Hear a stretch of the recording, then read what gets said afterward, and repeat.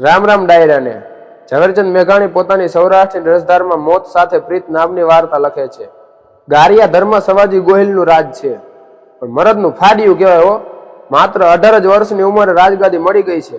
ચારે બાજુ પોતાની મર્દાનગીનો ડંકો વગાડે છે. શિયાળાનો સમય છે અને મામા મહેમાન થયા છે. મામાને વૃદ્ધાવસ્થા આવી ગઈ છે અને શ્વાસની અને ઉધરસની તકલીફ છે. મામાને બહુ ઉધરસ ચડી છે.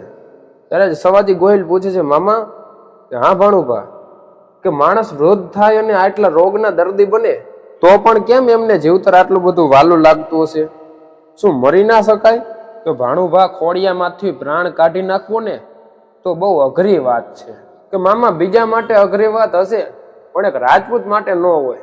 પ્રાણ ખોડિયામાંથી કાઢતા એક ઘડીની વાર ન લાગે હો મામા. કુંવર, ભાણુભા, જુવાનીનું અભિમાન છે બાપ, બાકી ખોડિયામાંથી પ્રાણ કાઢવો ને એ તો બહુ અઘરી વાત છે. તો સાંભળી લો મામા, મારી કેટલા વર્ષની ઉંમર છે? ભાણુભા, 18 વર્ષ થયા તમને. મારી 18 વર્ષની ઉંમર છે અને મારી 25 વર્ષની ઉંમર થશે ને એટલે હું મારા ખોડિયામાંથી પ્રાણ ખાલી કરી દઈશ. આ વાત આખા નગરમાં ફેલાણી અને આખા ગોહિલવાડમાં ખબર પડી કે સવાજી ગોહિલે પ્રતિજ્ઞા લીધી છે કે 25મા વર્ષે ખોડિયામાંથી પ્રાણ ખાલી કરી દેશે. આ બાજુ વાત ઉડતી ઉડતી સવાજી ગોહિલના બેનને ખબર પડે છે કે ભાઈએ 25મા વર્ષે પોતાનું ખોડિયું ખાલી કરી દેવાની પ્રતિજ્ઞા લીધી છે. જીવતરમાં કોઈ પણ સંબંધ સ્વાર્થ વગરનો સંબંધ નથી હોતો. માત્ર ભાઈ અને બહેનનો સંબંધ જ એક એવો હોય છે કે જે વિના સ્વાર્થનો હોય છે. બેને વેલડું જોડાવ્યું છે અને ગારિયાધર ગામમાં આવે છે અને ભાઈ પાસે આવીને ભાઈના વારણા લે છે અને આહુડે રડવા લાગે છે. હા બેન, શા માટે રડે છે? સાસરિયામાં કોઈએ વહમાં વેણ કીધા? કોઈએ કોચવી છે? કોઈએ કાંઈ કીધું છે? કોઈએ કોચવી નથી, કોઈએ વહમાં વેણ નથી કીધા, કોઈએ કાંઈ નથી કીધું. પણ ભાઈ, રડવું તો મને એટલા માટે આવે છે કે મેં સાંભળ્યું છે કે તે ખાલી 25 જ વર્ષ જીવવાની પ્રતિજ્ઞા લીધી છે. હા બેન, પ્રતિજ્ઞા લીધી છે. રાજપૂતનો દીકરો છું, પ્રતિજ્ઞા લેવાઈ ગઈ છે, એમાં કાંઈ ફેર ના પડે. તો ભાઈ, આજ હું તારી પાસે કંઈક માગવા આવી છું. તું માગી છે આપીશ મને? કે બોન, તું માગ ખાલી. જો તું માગ અને સવાજી ગોહિલ માથું ન ઉતારી દે તો મારી જનેતાનું ધાવણ લાજે. ભાઈ, મારે માથું ન જોઈ, પણ તું ખાલી મને એક વાત કે કોઈ પણ દીકરી એના બાપના ટીંબાને ઉજળતો જોઈ શકે? કે ના બેન, ન જોઈ શકે.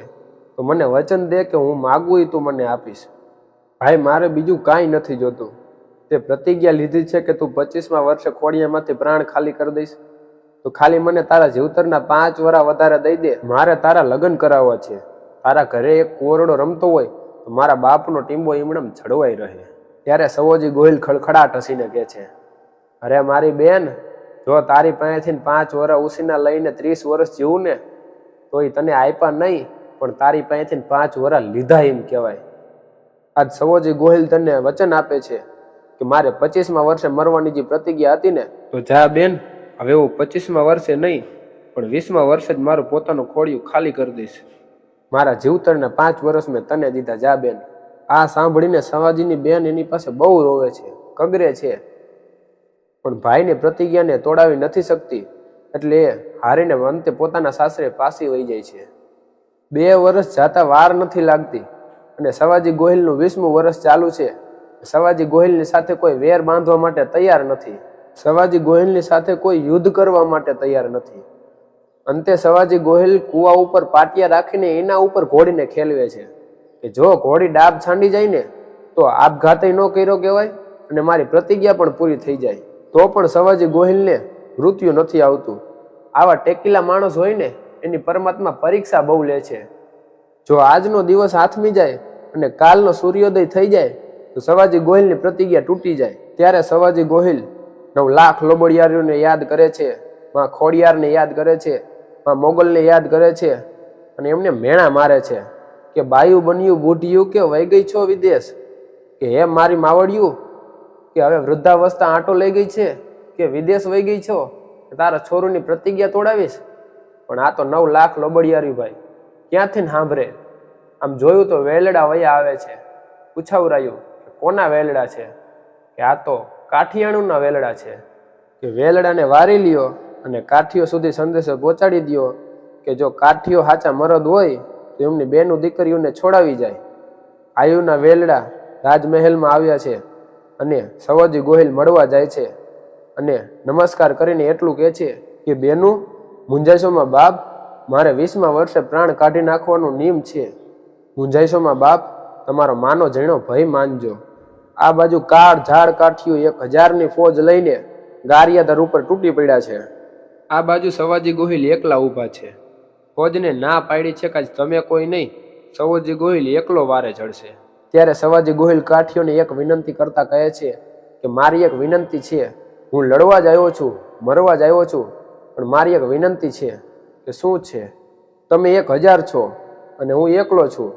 તમે બંને બાજુ 500-500ની ટુકડી લઈને ઊભા રહી જાઓ અને ખુલ્લી તલવારે લાઈનમાં ઊભા રહો. હું બેયની વચ્ચેથી મારી ઘોડીને હોંહરી કાઢું અને જો તમારી એક પણ તલવાર ન અડે ને મને, તો માનજો કે તમારી બેનો દીકરીઓને મેં મારી માની ઝીણી બેનની દીકરી સમાન સાચવી છે. બંને બાજુ કાઠીઓ 500-500ની લાઈનમાં ખુલ્લી તલવારો રાખીને ઊભા રહી ગયા છે. આ બાજુ સવાજી ગોહિલે સૂર્યનારાયણને યાદ કર્યો છે, ઘોડિયા નાથને યાદ કર્યો છે, જગદંબાને યાદ કરી છે અને ઘોડીને ઝીકી ભાઈ. અને એક જ પલાણે ઘોડી હામાં શેળે નીકળી જાય અને 1000 તલવારમાંથી સવાજી ગોહિલને એક પણ તલવાર અડી નથી. અને સવાજી ગોહિલ ફરીવાર કહે છે કે હજી એક વિનંતી છે, જો મેં મારી ગારિયાધારની વસ્તી કે બેનું દીકરીઓ ઉપર કોઈ દિવસ નજર ન બગાડી હોય ને, તો તમે ફરી એક વખત તમારી 1000 તલવારોને ચલાવો અને તમારી એક પણ તલવાર મને અડવી ન જોઈએ. ફરી એક વખત સવાજી ગોહિલ સૂર્યનારાયણને યાદ કરે છે, ઘોડિયા નાથને યાદ કરે છે, 9 લાખ લોબડિયારીઓને યાદ કરે છે, માં મોગલને યાદ કરે છે, માં સોનલને યાદ કરે છે ને ફરી એક વખત ઘોડીને ઝીકે છે. અને આ વખતે પણ એમના શરીર પર ઊંની આંચ પણ આવતી નથી. આમ સવાજી ગોહિલ એ યુદ્ધમાં વીરગતિને પામે છે અને પોતાની પ્રતિજ્ઞા 20મા વર્ષે મરવાની પ્રતિજ્ઞાને પૂરી કરે છે. વિશ્વની અંદર આવું બીજું ક્યાંય ઉદાહરણ ન જોવા મળે કે જેને જીવતરના પારખા કર્યા હોય, જીવતરના મૂલ્યના પારખા કર્યા હોય. સવાજી ગોહિલ એક જ એવું વ્યક્તિત્વ છે કે જેને 20મા વર્ષે મરવાની પોતાની પ્રતિજ્ઞાને પૂરી કરી હતી. જો આ લોકવાર્તા તમને સારી લાગી હોય તો લાઈક, શેર અને સબસ્ક્રાઈબ જરૂરથી કરજો.